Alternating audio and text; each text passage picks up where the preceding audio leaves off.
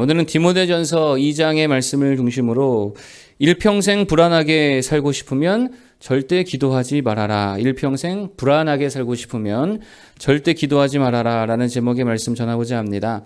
하나님께서 자녀들에게 바라시는 삶은 평안입니다. 반대로 마귀가 바라는 삶은 뭐냐? 불안이고 불평이다 라는 것입니다. 그래서 처음 하나님께서 주신 에덴 동산의 본질이 뭡니까? 안식이거든요. 그래서 에덴 동산은 안식이다. 안식은 다른 말로 평안이다라고도 할 수 있다라는 것입니다. 예수님께서도 주님의 죽음으로 인해 불안에 떠는 제자들에게 부활하신 후에 나타나셔서 처음으로 하신 말씀이 뭐예요? 평안해라. 그거 아닙니까? 그러니까 하나님이 우리에게 바라시는 삶은 바로 평안의 삶이다라는 것입니다. 자, 그럼 평안이 뭡니까? 평안은 다른 거 아닙니다. 이런 것 같아요. 마땅히 해야 될 일을 하는 거, 그게 평안의 삶이다라는 거예요. 왜 그렇습니까? 그럴 때에 열매가 있잖아요. 그럴 때에 좋은 결과가 있고 결국 인간은 그 열매와 결과를 통해서 안식과 평안을 누리기 때문이다라는 것입니다. 전에도 말씀드렸지만 학생이 언제 제일 평안할까요? 공부하는 자리에 있을 때 그때 제일 평안한 거예요. 그런데 학교에 있을 애가 PC방에 가 있고 엄한 데 가 있고 독서실에 있어야 될 시간에 어제 밤늦게 놀러 다니고 돌아다니며 놀고 있다. 잠시의 쾌락은 있을지 몰라도 평안이 없는 삶이다라는 거예요. 얼마나 불안합니까? 학교 밖에 있으면요. 모든 게 다 그렇다라는 것입니다. 엄마가 가정에서 엄마가 할 일이 있잖아요. 그거 할 때에 평안이 임하는 거죠. 근데 애들 밥도 안 먹이고 교육도 안 시키고 할 일도 안 한다. 그럼 일단 남편에게 욕먹을 거 아니에요. 그리고 또 자녀들이 원망할 거 아니에요. 시어머니가 있다면 시어머니한테 쿠사리 들을 거 아니에요. 보세요. 평안이 없잖아요. 그러니까 할 일 안 하면 평안이 사라지는 것입니다. 근데 에덴 동산에서도 뭐가 있었습니까? 그렇기 때문에 땅을 경작하는 일이 에덴 동산에 있었다는 거예요. 안식이면 아무것도 안 해야 될 것 같은데 그게 아니라는 거예요. 그렇게 주어진 일을 할 때에 그럴 때 평안이 임하더라라는 것입니다. 여러분, 그러니까 일을 안 하고 노는 게 평안이 아니라 주어지고 맡겨지고 주님 부르신 그 부르심에 신실하게 응답하며 그 일들을 감당할 때 거기에 진정한 평안이 임하더라. 이게 성경이 말하는 평안인 것 같아요. 그래서 오늘 사도 바울이 그 평안을 위해 뭐를 하라고 지금 명령하고 있냐? 기도하라고 지금 이야기하고 있다는 것입니다. 자, 1절과 2절. 2장 1절과 2절 한번 읽어보겠습니다. 시작. 그러므로 내가 첫째로 권하노니 모든 사람을 위하여 간구와 기도와 도구와 감사를 하되 임금들과 높은 지위에 있는 모든 사람을 위하여 하라. 이는 우리가 모든 경건과 단정함으로 고요하고 평안한 생활을 하려 함이라. 아멘. 1절에서 뭐하라 그래요? 기도하라 이렇게 말하면서 2절에 보니까 이 기도가 우리에게 뭐를 가져다 주느냐? 고요하고 평안한 생활을 가져다 준다. 이렇게 말하고 있다는 것입니다. 무슨 말입니까? 기도가 바로 우리의 할 일이라는 거예요. 그게 우리를 부르신 주님의 부르심이다라는 것입니다. 그리고 그 부르신 일들을 신실하게 감당할 때, 기도할 때에 평안이 임한다라는 것이죠. 그래서 이렇게 생각하면 됩니다. 혹시 내 삶에 평안이 없다, 막 불안하고 맨날 두렵기만 하다. 그 뭐가 없어서 그래요? 기도가 없어서 그렇다라는 것입니다. 성경에 보면 사울 나오잖아요. 사울은요, 모두 다 악한 거는 다 갖고 있는 것 같아요. 맨날 불안에 떨잖아요. 그 왜 그렇습니까? 잘 보세요. 사울은요, 아무리 불안해도 기도하지 않더라는 거예요. 그러니까 기도하지 않으니까 늘 불안하고 두렵고 초조하고 그런 삶을 살다가 죽어버리더라는 것입니다. 야곱도 마찬가지라는 거예요. 그의 전반기, 후반기를 굳이 나눈다면 전방의 삶을 보면 어떻습니까? 평안합니까? 야곱이요? 되게 불안하지 않습니까? 그러니까 불안하잖아요. 왜 불안합니까? 기도하지 않아요. 전반기 때 기도하지 않습니다. 맨날 뭐만 해요? 생각만 하고 엄마랑 무슨 작전 회의나 하고 역정 모의나 하고. 그러니까 에서의 미움 사고요. 다툼이 일어나고 두렵고 불안하니까 도망치는 인생이 되더라는 거예요. 근데 언제부터 야곱의 삶에 평안이 임합니까? 야복 강가에서 기도하며 주님 만났을 때, 그러니까 기도할 때에 기도하면서부터 평강이 임하더라라는 것입니다. 그래서 2절에 보면 이런 말씀이 있잖아요. 한번 볼까요? 2절에 시작. 임금들과 높은 지위에 있는 모든 사람을 위하여 하라. 이는 우리가 모든 경건과 단정함으로 고요하고 평안한 생활을 하려 함이라. 아멘. 경건과 단정함으로 평안해진대요. 경건은 뭔지 대충 알겠는데 단정함이 뭡니까? 여러분, 결국 성도의 단정함 다른 게 아니라는 거예요. 이게 사실 같은 말입니다. 경건함과 단정함이 같은 말이잖아요. 기도하라는 거예요.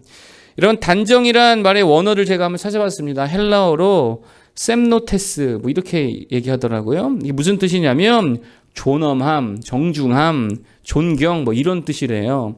그러니까 성도의 존엄이 뭐냐? 성도가 어떨 때 존귀함을 받냐? 어떨 때 정말 정중한 그런 어떤 태도의 삶이냐? 기도라는 것입니다. 여러분 한번 생각해 보세요. 목사의 존엄이 뭡니까?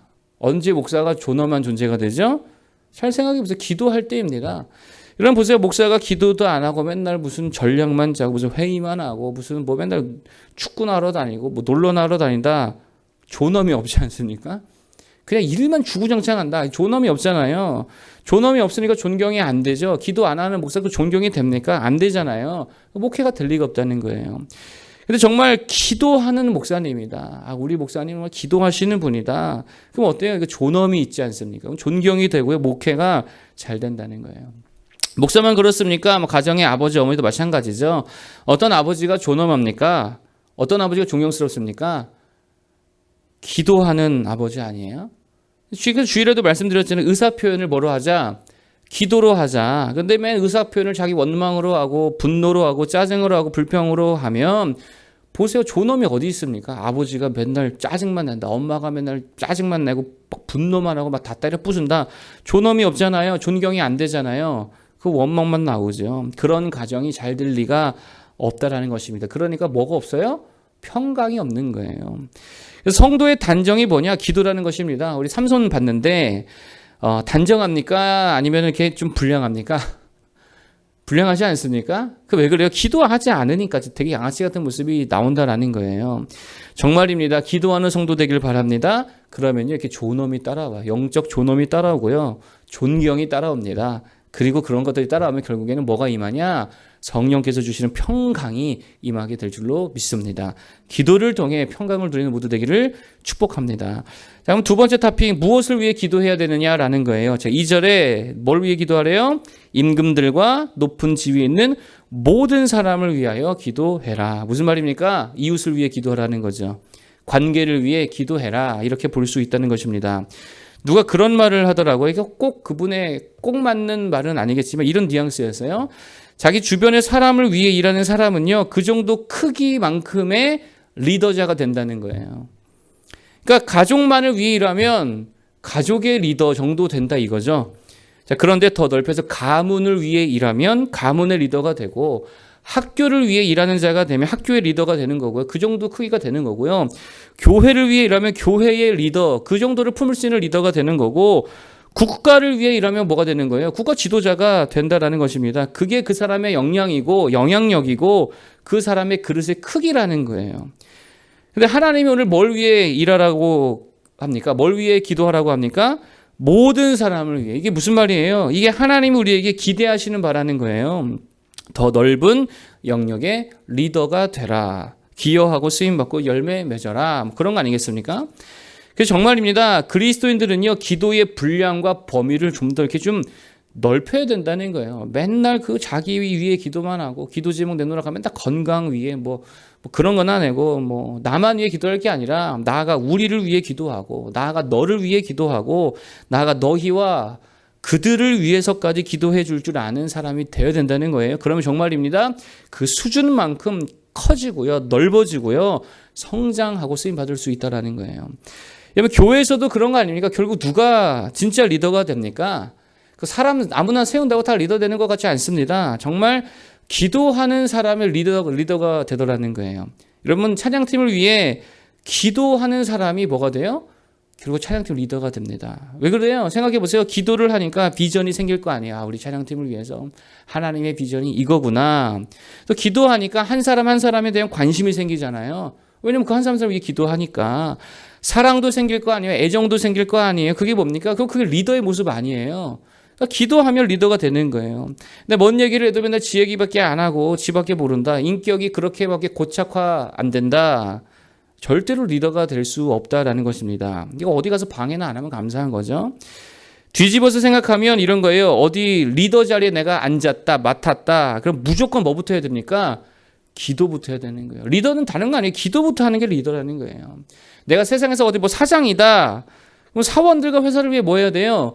기도할 때 진정한 사장이 될 수 있다라는 거예요. 근데 기도도 안 하면 죄송합니다. 그 자리 오래 못 있는다라는 거예요. 아버지고 어머니면 가정을 위해, 자녀들을 위해 기도해야 그게 가정의 리더의 자격이 되는 거죠. 그게 진짜 가장이죠. 이런 모세를 한번 기억해 보세요. 민족의 지도자가 되니까 뭐를 하기 시작합니까? 기도를 합니다. 자기 생명 걸고 차라리 날 죽여 주옵소서, 저들을 봐 주시옵소서, 용서해 주시옵소서. 기도하니까 리더의 사명을 온전히 감당할 수 있다라는 거예요. 여러분, 그래서 그런 겁니다. 내가 무슨 직분을 받았다. 우리 다 직분자 아니에요. 그 뭐 하라는 거예요? 기도하라는 거예요. 그래서 8절에 뭐라 그래요? 8절. 자, 읽어보시다. 8절. 자, 시작. 그러므로 각 처에서 남자들이 분노와 다툼이 없이 거룩한 손을 들어 기도하기를 원하노라. 아멘. 각 처에서 남자들은, 남자라는 말 리더잖아요. 뭐 하라는 거예요? 기도해라. 왜 그래요? 그게 그럴 때 리더의 모습을 감당할 수 있고 그 공동체가 살아날 수 있더라라는 것입니다.